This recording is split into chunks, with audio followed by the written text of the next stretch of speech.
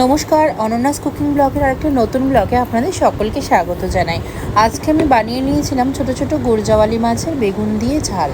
ঝাল ঝোলও বলা যায়, তেল ঝালও বলা যায়। তারপরে আমি গুরজাওয়ালি ছোট ছোট মাছগুলোকে কেটে পরিষ্কার করে ধুয়ে নিয়ে এগুলোতে নুন হলুদ মাখিয়ে ভেজে নিয়েছিলাম।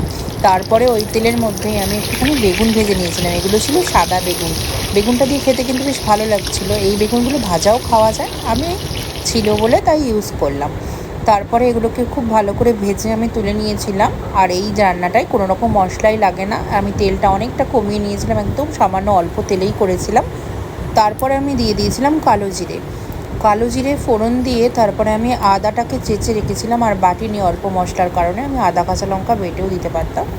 তো আদা বাটাটা দিয়ে দিয়েছিলাম, মানে চেঁচে রাখা আদাটা দিয়ে দিয়েছিলাম। তারপরে আমি একটুখানি লঙ্কার গুঁড়ো, হলুদ গুঁড়ো আর জিরে গুঁড়ো দিয়েছিলাম, ব্যাস। তারপরে একটুখানি জল দিয়ে ওটাকে কষিয়ে নিয়েছিলাম।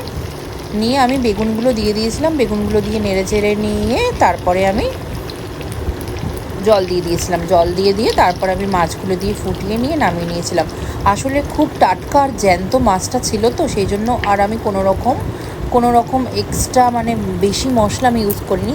তাতে কি হয়, এতে মাছের অ্যারোমাটাও বজায় থাকে, ওটা ঠিকঠাকভাবে মানে ওটার একটা নিজস্ব ফ্লেভার থাকে, যেটা সেই নিজস্ব ফ্লেভারটা থাকে আর নিজস্বতাটা বজায় রাখাটা খুবই ইম্পর্ট্যান্ট।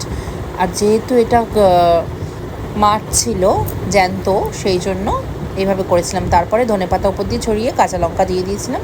দিতেই এই রেডি হয়ে গেছিলো আমার এই মাছের রেসিপিটা। কেমন হয়েছে জানাবেন।